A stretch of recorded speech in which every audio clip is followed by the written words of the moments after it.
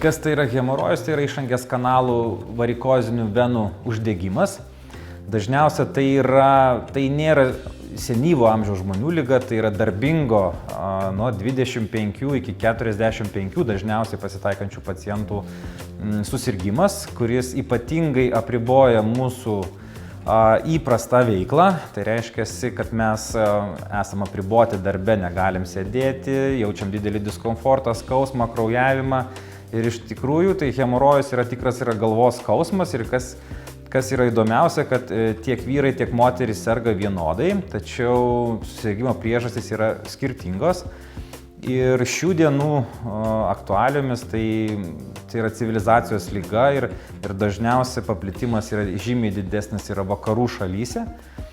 Ir labai džiaugiamės bent jau pacientų atžvilgiu tai, kad mes turim būtent inovatyvius būdus gydant hemorojų minimaliai invaziniais būdais, kuo greičiau siekiant pagydyti ligą ir grąžinti pacientą į įprastą darbinę veiklą.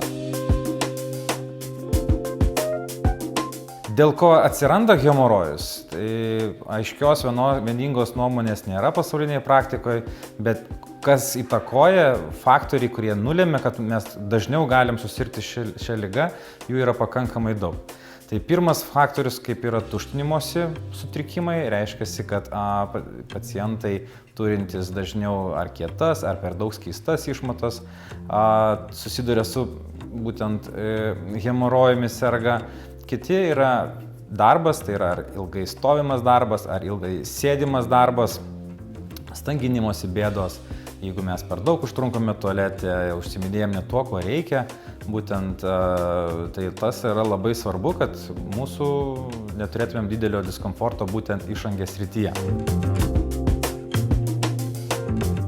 Pirmieji simptomai hemorojaus gali būti, jų yra tikrai daug. Ir jeigu vienas pacientas skundžiasi vienais ar kitais, nereiškia, kad jiems yra skirtinga liga. Tai dažniausiai atėję pacientai arba kreipiasi pas gydytojo proktologą dėl būtent suprastėjusios gyvenimo kokybės, dėl to, kad atsiranda kraujavimas tuštinimosi metu. Dažniausiai dėl hemorojaus tai būna tuštinimosi pabaigoje kraujavimas ant išmatų, ant tualetinio popieriaus, ant klozeto, kurį mes pamatom kraują ir išsigąstame. Kiti simptomai tai yra taip, kad iškrentantis mazgai. Tai yra guzeliai išangės srityje, kurių įprastai neturėtų būti. Mes čiuopiame kažkokius tai darinius ir tie dariniai mums kelia diskomfortą. Skausmas. Tie guzeliai taip pat gali ir skaudėti ir tas skausmas gali būti toks, kad mums ir sunku sėdėti, mums reikia nuskausminamųjų, tas gydymas namų sąlygomis jau tampa reikalingas, kadangi mums tai kelia didelį diskomfortą.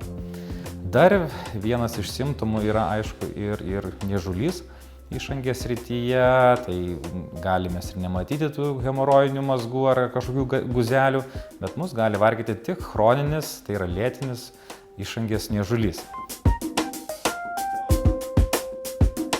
Jeigu ateina pacientas pirmą kartą gyvenime, besiskundžiantis kažkam tikrais simptomais, ankstyvais simptomais, iš tų daugelio minėtojų simptomų, nebūtinai, kad tas gydymas turi būti visą laiką vienodas. Tai reiškia, visada mes įvertinam hemorojinių mazgų dydį, pasakom, kokia yra stadija, pasakom, koks yra hemorojaus laipsnis, paklausime, kiek dažnai tas kartojasi ir ar jau taikia kažkokį gydymą. Dažniausiai tai konservatyvų, tai yra gydymas vaistais ir labai, kas yra svarbu, gyvenimo būdo keitimas. Vadinasi, mes turime ir fizinį aktyvumą padidinti, ir mitybą prisižiūrėti tam, kad neturėtumėm problemų su tuštinimusi.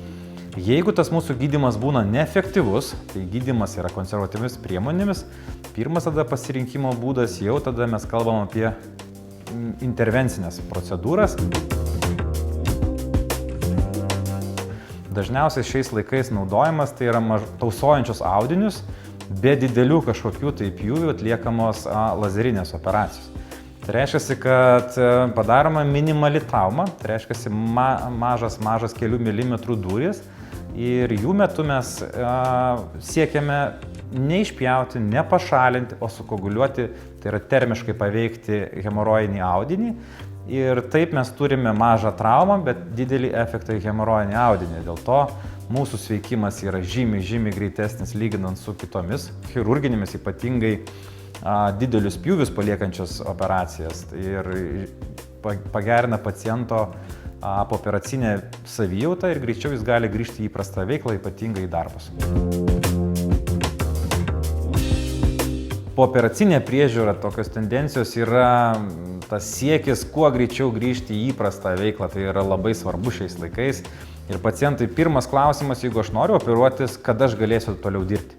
Darbų sukūrys, mes visi neturime laiko, jeigu po tradicinių operacijų, chirurginių operacijų mes sakom, kad jūs 3-4 savaitės apskritai ir sunku bus sėdėti ir diskomfortas vaikščiojant bus, tai po lazerinių operacijų 2 valandos po operacijos mes jau leidžiame pacientą į namus.